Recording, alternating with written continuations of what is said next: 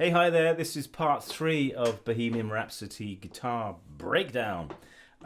Previously, I covered the intro bit where the guitar first comes in.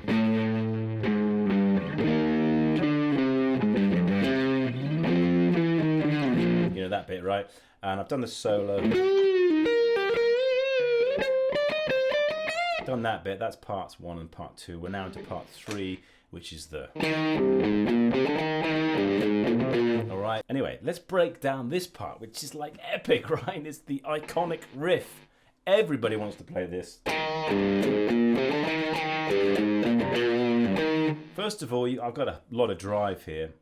You can hear the noise gate kicking in. And I've got some power muting going on here. And it starts with these triplets on the 6th fret of the A string down to the 3rd on the E.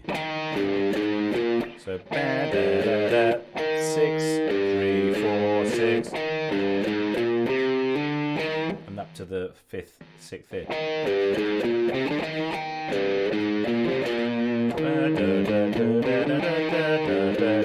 Try and sing along if you can, it really helps you playing.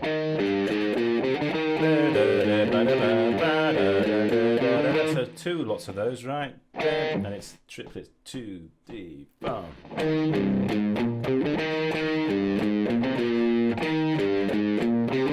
then up 2 frets. Yeah. So again.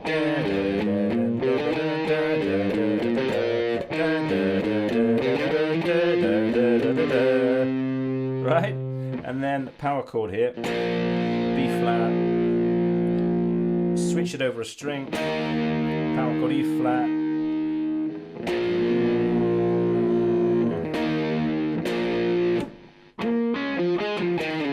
and this riff.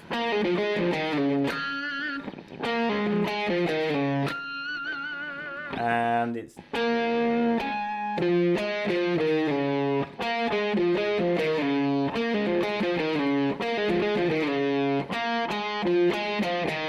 that's 8, 6, 8, 6, 8. Sorry. 8, 6, 8, 6, 8, 6, 4. And that's a pull off.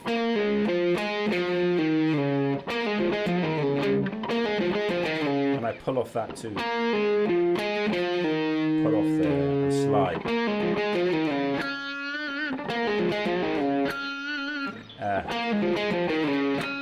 And this last one is known as a pinch harmonic. And if you're not used to pinch harmonics, you need a bit of gain. And a pinch harmonic happens when you pluck the string, and then a nanosecond later, the flesh of your thumb touches the string, which is a bit like going. Yeah? See what I mean? You can just about hear it. But with you...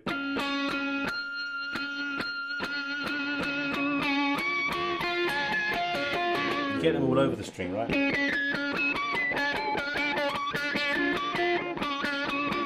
Right, and when you pull that one off in a band, and you got your amp cranked up behind you, and you pull that one off, everyone's like, "What?" It sounds great. Okay, so we'll just run through that a little bit again. Power muting, power chord,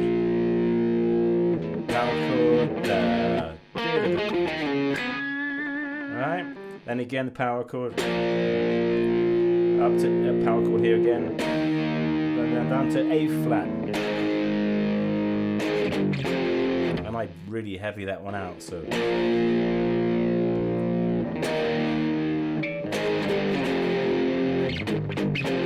power muting.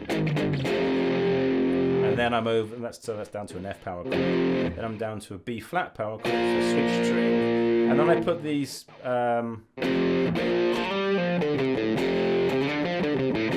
riffs in.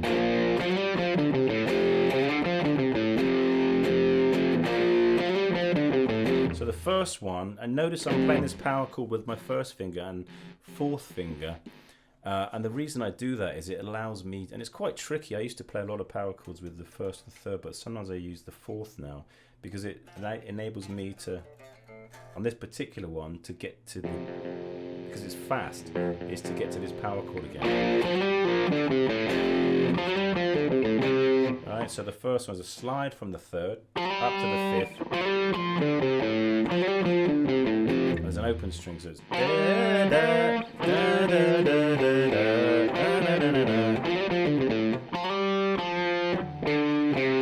open string there, open A, which gives me time to get back to that power chord. And the second riff, so same pattern but a different notes. First one, second one, first one, second one.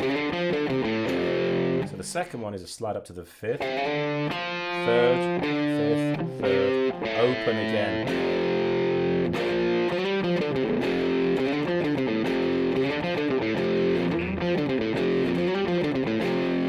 Alright, then you're chugging out then.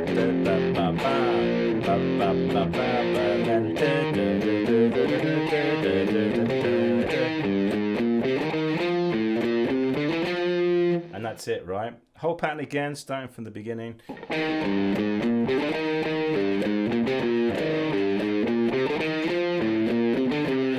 Power chord, riff, power chord, A flat and heavy, E flat, chug.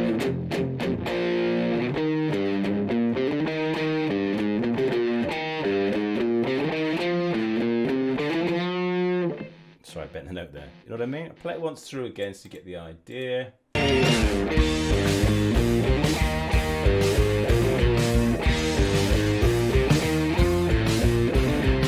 Power chord, riff, power chord, E flat, A flat, chug.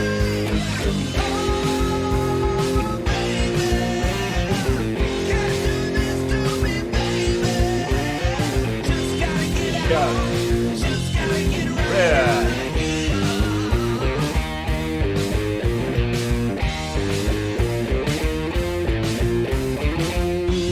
Stop there because the next bit is the.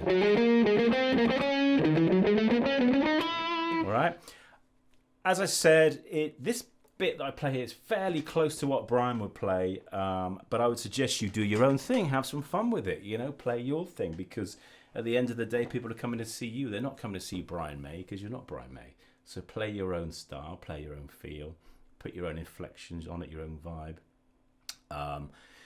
I use a lot of vibrato, even on power chords.